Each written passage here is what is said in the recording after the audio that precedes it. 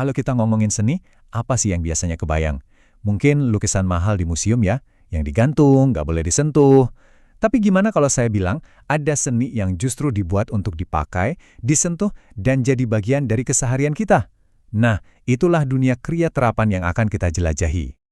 Coba deh, sekarang lihat di sekeliling ruangan Anda.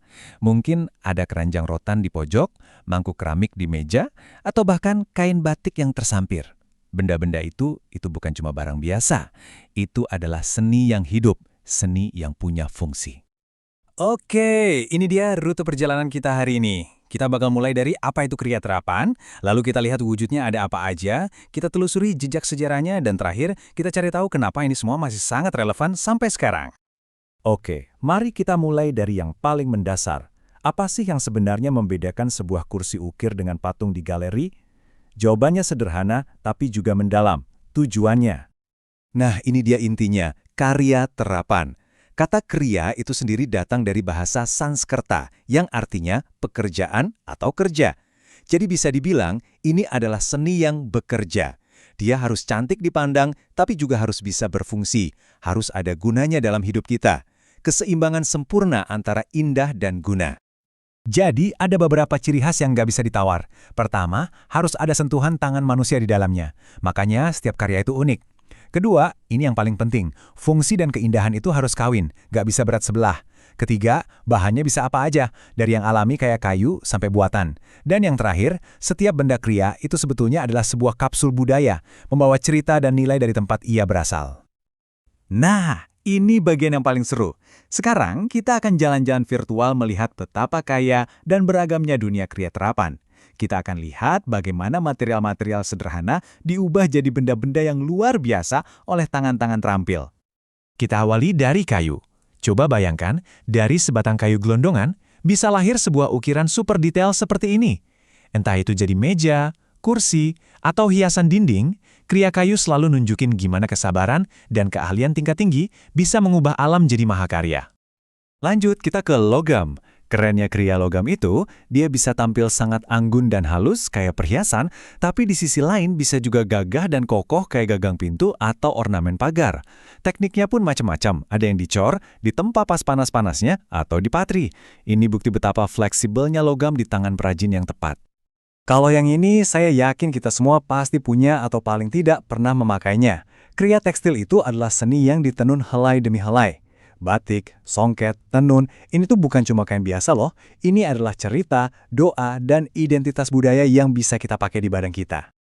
Oke, mari kita berhenti sebentar di tabel ini. Coba perhatikan polanya, menarik banget kan? Kita lihat, bahan kayak tekstil, tanah liat, dan anyaman, fungsi utamanya itu untuk dipakai. Sementara kayu lebih banyak jadi hiasan. Nah, logam ini unik, dia ada di tengah-tengah.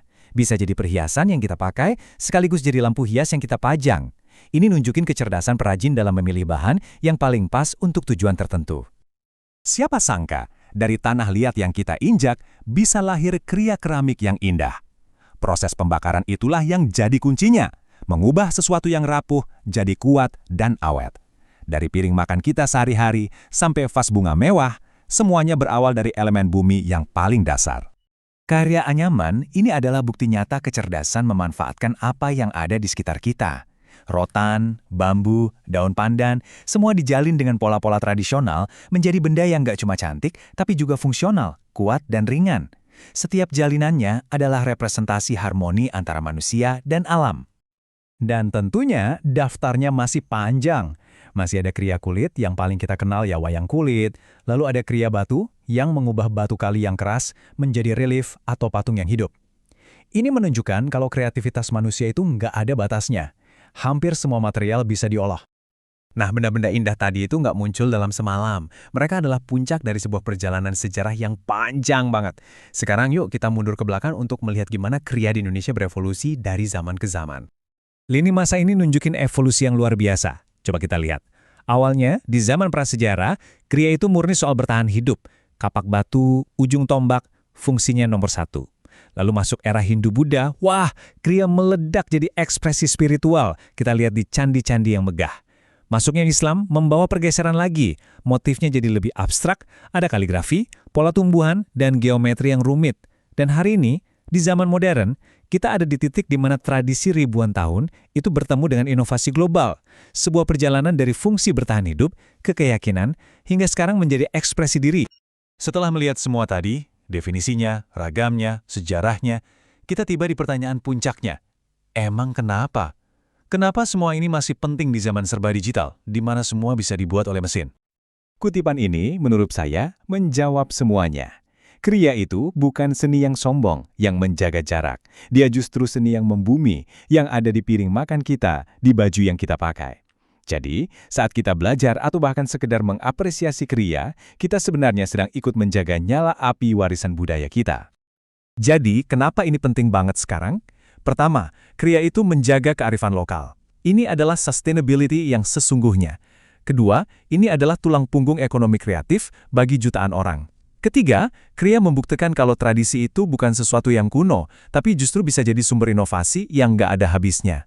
Dan yang paling personal buat saya, setiap benda kriya adalah jembatan waktu yang menghubungkan kita dengan nenek moyang kita. Saya ingin menutup pembahasan kita dengan sebuah pertanyaan untuk kita renungkan. Di dunia di mana mesin bisa membuat jutaan produk yang identik, cepat dan murah, apa sebetulnya nilai yang kita cari dari sebuah benda yang dibuat dengan sabar, dengan keringat, dengan sentuhan tangan manusia? Coba pikirkan itu lain kali Anda memegang sebuah benda kerajinan tangan.